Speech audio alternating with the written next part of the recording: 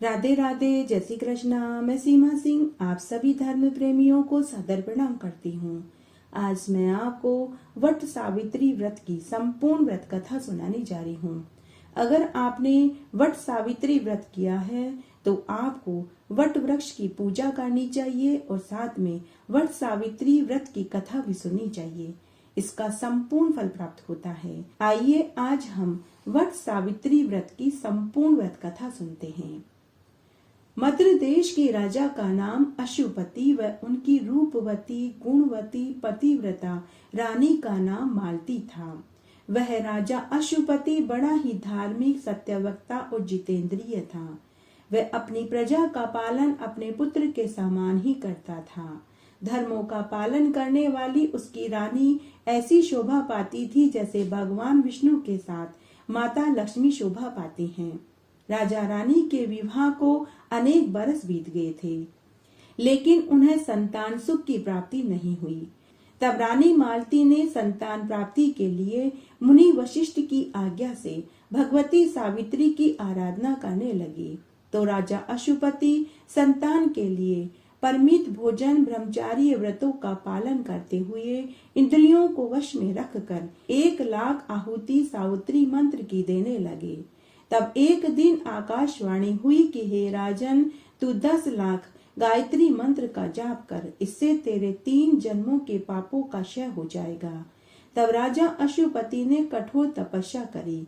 इससे देवी सावित्री प्रसन्न हो गई और प्रकट होकर राजा से बोले कि हे राजन, मैं तेरे ब्रह्मचार्य, शुद्धता, नियम, इंद्रिय दमन, समर्पण से प्रसन्न हुई। तू कोई वरदान मांग ले। तब राजा ने संतान का वरदान मांगा। तब देवी सावित्री ने राजा से कहा कि हे राजन, तेरी रानी पुत्री की कामना रखती है और तू पुत्र की, इसलिए मैं तुझे वरदान देती हूँ कि पहले तेरे पुत्री होगी और फिर पुत्र होंगे। ऐसा कहकर देवी सावित्री अंतर्ध्यान हो गई। उसके बाद राजा को एक पुत्री हुई। कन्या का नाम सावित्री रखा गया। वह कन्या इस तरह बढ़ने लगी जैसे शुक्ल पक्ष का चंद्रमा बढ़ता है। उस कन्या में इतना तेज था कि कोई भी राजकुमार उसे वरण करने नहीं आया। राजा अशुपति अपनी कन्या को देखकर चिंतित होने लगे कि कोई भी राजकुमार मेरी कन्या को वरण करने क्यों नहीं आता। तब एक दिन राजा अशुपति अपनी कन्या सावित्री से बोले कि हे पुत्री, अब तुम्हारे कन्यादान का समय आ गया है, लेकिन मैं तुम्हारे योग्य वर ढूंढने में असमर्थ हूँ। इसलिए हे पुत्री, अपने गुणों के समान पति की खोज करो। तुम जैसा चाहती हो वैसा पति का चुनाव तुम करो। तुम जिसे अपने लिए पति का वरण करोगी, मैं उसी के साथ तुम्हारा विवाह करवा दूंगा। हे पुत्री, तुम अभी रथ में बैठकर वयोवृद्ध मंत्रियों के साथ पति की खोज में जाओ। तब आंखें नीचे किए हाथ जोड़कर सावित्री खड़ी होकर अपने पिता के वचन सुनती रही। पिता की आज्ञा लेकर रथ में बैठकर वयोवृद्ध मंत्रियों के साथ तीर्थ पे चली गई। इस तरह समय व्यतीत होने लगा। तब सावित्री सभी तीर्थों में जाकर सभी आश्रमों में ऋषि महात्माओं और संतों के दर्शन करके उनसे आशीर्वाद लेने लगी। तब एक दिन नारद मुनि राजा अशुपति से मिलने उनके महल में आए। ठीक उसी समय राजकन्या सावित्री भी वयोवृद्ध मंत्रियों के साथ सभी तीर्थों और आश्रमों में जाकर महल में लौट आई। सावित्री ने आकर अपने पिता व देव ऋषि नारद मुनि को प्रणाम किया। तब नारद मुनि राजा से बोले कि हे राजन, तेरी कन्या कहाँ गई थी और अभी कहाँ से आई है? तुमने अभी तक इसका विवाह क्यों नहीं किया? तब राजा अशुपति ने नारद मुनि से कहा कि हे देव ऋषि नारद जी, मैंने इसे जिस कार्य के लिए इसे भेजा था वह आप खुद सावित्री के मुख से सुनिए। तब सावित्री अपने पिता से बोली कि पिताजी, शाल्व देश के राजा धुम्मसेन हैं। वे और उनकी पत्नी देव योग से अंधे हैं। उनका राज्य उनके पड़ोसी राजा ने उनसे छीन लिया है। उनका एक पुत्र है जिसका नाम सत्यवान है। मैंने उसे ही पति रूप में वरण किया है। अभी वे लोग वन में एक आश्रम में रहकर अपना समय बिता रहे हैं। तब नारद मुनि ने राजा अशुपति से कहा कि हे राजन, सत्यवान के माता पिता सदैव सत्य बोलते हैं, इसीलिए उन्होंने अपने पुत्र का नाम सत्यवान रखा है। इस बालक को अश्वों से बहुत अधिक प्रेम है। यह मिट्टी के बहुत सुंदर सुंदर अश्व बनाता था, इसीलिए उसका दूसरा नाम चित्राश्व है। नारद मुनि आगे बोले कि हे राजन, वह सत्यवान, बुद्धिमान, शूरवीर और तेजस्वी है। वह बृहस्पति के समान बुद्धिमान, इंद्र के समान शूरवीर, पृथ्वी के समान दयाशील और दान में राजा रंतिदेव के समान है। उशीनर पुत्र शिवी के समान सत्यवादी है। वह बलि धूमसेन ययाति के समान उदार, चंद्रमा के समान प्रियदर्शन और रूप में अश्विनी कुमारों के समान है। लेकिन हे राजन, उस सत्यवान का इन सब गुणों के होते हुए भी एक बहुत बड़ा महान दोष है कि वह अल्प आयु है। यही दोष उसके सभी गुणों को दबा देते हैं। ऐसा सुनते ही राजा अशुपति ने अपनी कन्या सावित्री से कहा कि हे पुत्री, तुमने जिस सत्यवान को पति रूप में वरण किया है, वह 1 वर्ष के बाद ही मृत्यु को प्राप्त हो जाएगा। इसलिए हे पुत्री, तुम अभी वापस रथ में बैठकर तीर्थ यात्रा करने मंत्रियों के साथ वापस जाओ। किसी अन्य को पति के रूप में चुनो। तो सावित्री बड़े ही विनम्र भाव से और धैर्य धारण करके अपने पिता से बोली कि हे पिताजी, शास्त्रों में कहा गया है कि राजा लोग एक बार ही बोलते हैं, पंडित लोग भी एक बार ही बोलते हैं, वैसे ही एक कन्या भी अपने जीवन काल में एक बार ही पति को चुनती है। पिताजी, मैं एक क्षत्रिय कन्या हूँ। मैंने एक बार जिसे चुन लिया है, मैं उसी से विवाह करूंगी, अन्यथा मैं आजीवन कुंवारी रहूंगी। तब नारद मुनि राजा अशुपति से बोले कि हे राजन, सत्यवान के संबंध में सावित्री का वचन अटल है, इसे अब नहीं बदला जा सकता। इसलिए हे राजन, तुम अपनी कन्या का विवाह सत्यवान से करा दो। तब नारद मुनि ने सावित्री से कहा कि हे पुत्री, तुम विवाह के बाद वट वृक्ष का पूजन करना, भगवान महादेव और माता पार्वती जी का नियमित पूजन करना, और जब तुम्हारे पति की मृत्यु का समय आए तब तुम 3 दिन तक अखंड व्रत धारण करना। तुम्हें जरूर सौभाग्यवती का आशीर्वाद मिलेगा। उसके बाद नारद मुनि ने सावित्री को वट वृक्ष के पूजन का पूरा विधान बताया और पुनः स्वर्गलोक में चले गए। उसके बाद राजा अशुपति वृद्ध द्विज ऋत्वजों पुरोहितों को बुलाकर एक शुभ तिथि शुभवार के दिन राजा धुमसेन से मिलने वन में उनके आश्रम में पहुँचे। उस समय राजा धुमसेन वन में शाल के वृक्ष के सहारे कुशा के आसन पर बैठे हुए थे। नेत्रहीन राजा को देखकर राजा अशुपति ने उनका आदर सत्कार किया, अपने आने का आशय बताया। राजा अशुपति ने कहा कि हे राजन, मेरी कन्या सावित्री ने आपके पुत्र सत्यवान को पति रूप में वरण किया है, अतः आप उसे अपनी पुत्र वधु के रूप में स्वीकार करके मुझे कृतकृत्य करें। तब राजा धुमसेन राजा अशुपति से बोले कि हे राजन, हम दोनों पति पत्नी अंधे हैं और अभी इस समय हम अपने राज्य से भी च्युत हैं। हम तीनों तपस्वियों की भांति वन में रह रहे हैं और वन के कंद मूल फल खाकर अपना जीवन गुजार रहे हैं। आपकी सुंदर सुशील कोमल कन्या वन में गर्मी सर्दी बरसात के दुख को कैसे सहन कर पाएगी। तब राजा अशुपति ने कहा कि हे महाराज, मेरी कन्या को उन सभी बातों की जानकारी पहले से ही है। उसने उन सब के जानने के बाद ही आपके पुत्र को पति के रूप में वरण किया है। उसके बाद सबकी सहमति से सावित्री और सत्यवान का विधि पूर्वक विवाह हो गया। तब राजा अशुपति ने खूब सारा दान दहेज देकर अपनी बेटी व दामाद को विदा कर दिया।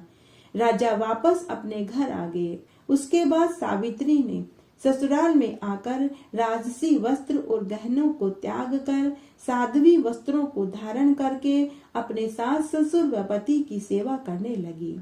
राजकुमार सत्यवान भी सावित्री को पति रूप में पाकर बहुत खुश हुआ। इस तरह समय व्यतीत होने लगा। सावित्री हृदय में हमेशा समय की गणना करती रहती थी। जब 1 वर्ष व्यतीत होने में 3 दिन शेष रह गए, तब सावित्री ने अखंड वट व्रत धारण किया और वह वट वृक्ष की पूजा करने लगी। तब उसने निश्चय किया कि चौथे दिन ही अन्न जल ग्रहण करूंगी। जब सावित्री के सास ससुर को अपने पुत्र वधु के अखंड व्रत का पता चला तो उन्होंने अपनी पुत्र वधु से कहा कि हे पुत्री, यह कठिन व्रत तुमने क्यों धारण किया है? पुत्री, 3 दिन का समय बहुत बड़ा होता है। तब सावित्री ने अपने सास ससुर को धैर्य देते हुए कहा कि माँ पिताजी, आप चिंतित न होवें, मुझे कुछ नहीं होगा। तब एक दिन की बात है, सत्यवान कुल्हाड़ी लेकर वन में लकड़ी काटने और कंदमूल फल लेने के लिए जाने लगा तो सावित्री ने अपने पति से कहा कि हे स्वामी, आज आप वन में लकड़ी काटने और कंदमूल फल लाने के लिए मत जाइए। अगर आप जाना चाहते हैं तो मैं भी आपके साथ चलूंगी। तब सत्यवान ने कहा कि हे कल्याणी, मैं स्वतंत्र नहीं हूँ। तुम मेरे माता पिता से मेरे साथ वन में चलने की अनुमति ले लो। अगर वे इजाजत दे दें तो तुम मेरे साथ चल सकती हो। पति के ऐसा कहने पर वह सावित्री अपने सास ससुर के पास गई और उनके चरणों में प्रणाम करके बोली कि हे माँ बाबा, मैं अपने पति के साथ वन में जाना चाहती हूँ। अगर आपकी आज्ञा हो तो क्या मैं वन में जा सकती हूँ? सावित्री के ऐसा कहने पर उसके सास ससुर बोले कि हे कल्याणी, तुमने अखंड वट व्रत धारण किया है। अब तुम्हारे व्रत के पारण का समय है। तुम पहले व्रत का पारणा कर लो, उसके बाद वन में चली जाना। तब सावित्री अपने सास ससुर से बोली कि हे माँ बाबा, मैंने चंद्रमा के उदय होने पर व्रत खोलने का नियम लिया है। जब चांद उगेगा तभी मैं व्रत का पारणा करूंगी और जब चांद आएगा तब तक तो मैं वन में से वापस भी आ जाऊंगी। हे माँ बाबा, मुझे पति के साथ वन में जाने में कोई कष्ट नहीं होगा। तब सावित्री के सास ससुर ने उसे वन में जाने की इजाजत दे दी। उसके बाद सावित्री अपने पति के साथ वन में आ गई। तब सत्यवान ने वन में से कंदमूल फल एकत्र किए तथा लकड़ियां काट कर गट्ठर बनाया। तभी सत्यवान के सिर में असहनीय दर्द होने लगा। सत्यवान ने सावित्री से कहा कि हे भद्रे, शूल के समान कांटों से मेरा सिर फटा जा रहा है। तभी सावित्री ने देखा कि पेड़ के पीछे एक काला नाग जा रहा था। शायद उसी नाग ने सत्यवान को डसा था। जब तक सावित्री समझती बहुत देर हो चुकी थी।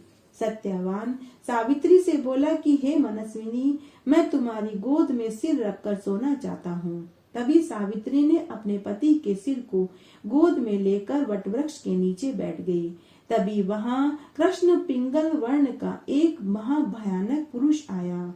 सावित्री एक पतिव्रता नारी थी, इसलिए यमदूत उसके पति को यमपुरी में ले जाने में समर्थ नहीं थे।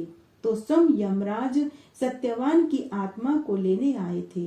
तब वह कृष्ण पिंगल पुरुष सत्यवान की दह से अंगुष्ठ मात्र पुरुष को पाश में बांधकर यमपुरी में ले जाने लगे।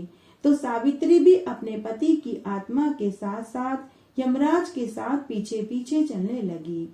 जब यमराज ने पीछे मुड़कर देखा कि सावित्री भी उसके साथ साथ आ रही है तो यमराज सावित्री से बोले कि हे महाभागे, तुम इस मानव देह में मेरे साथ परलोक में नहीं चल सकती।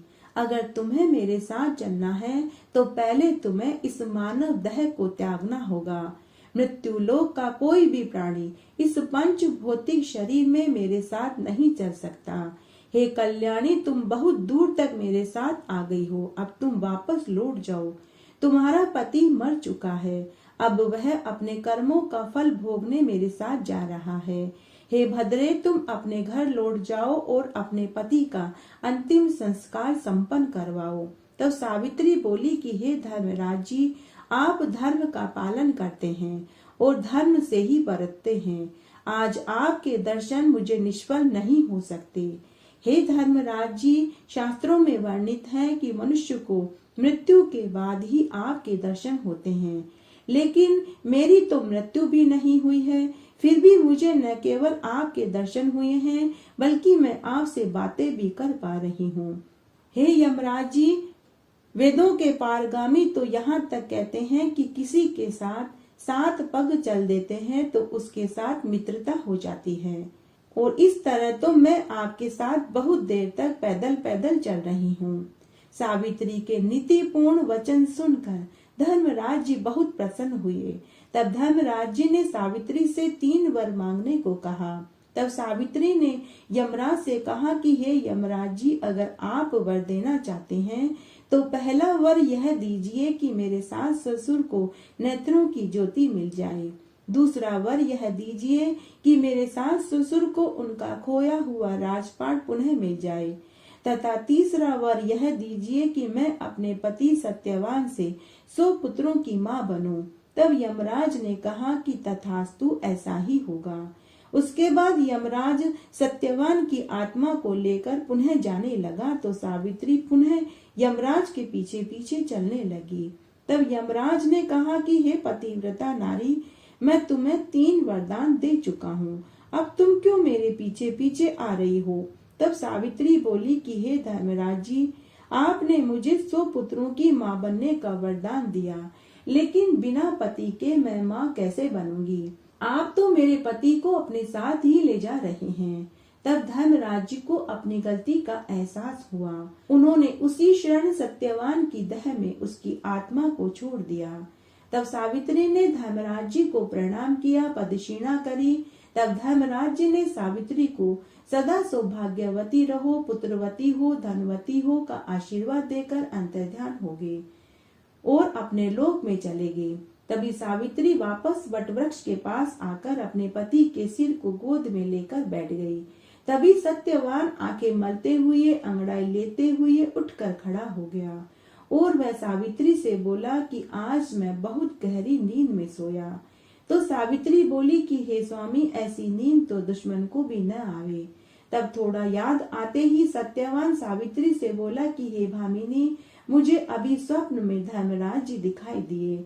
वो मुझे अपने साथ यमपुरी में ले जा रहे थे। उसके बाद सावित्री ने सत्यवान को पूरी घटना बताई।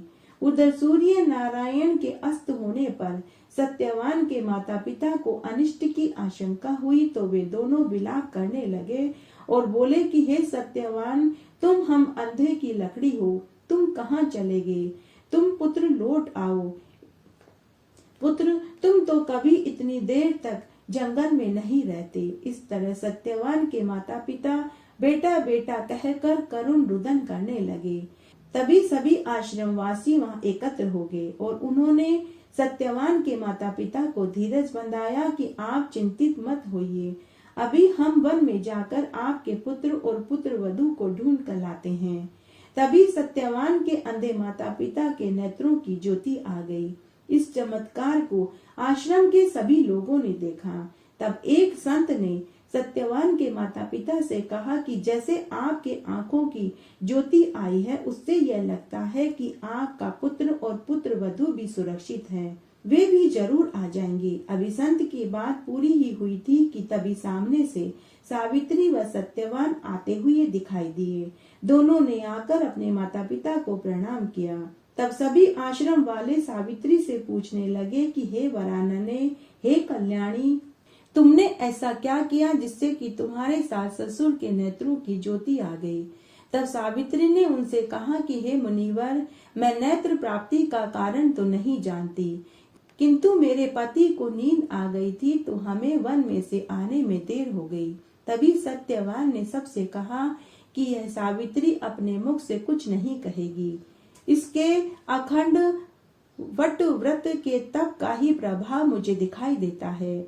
अभी सत्यवान का वाक्य पूरा ही हुआ था कि तभी राजा धुमतसेन के पूर्ववासी व मंत्री वहां आए और राजा धुमतसेन से बोले कि हे महाराज, जिस दुष्ट मंत्री ने आपका राज्य हड़प लिया था वह मारा गया।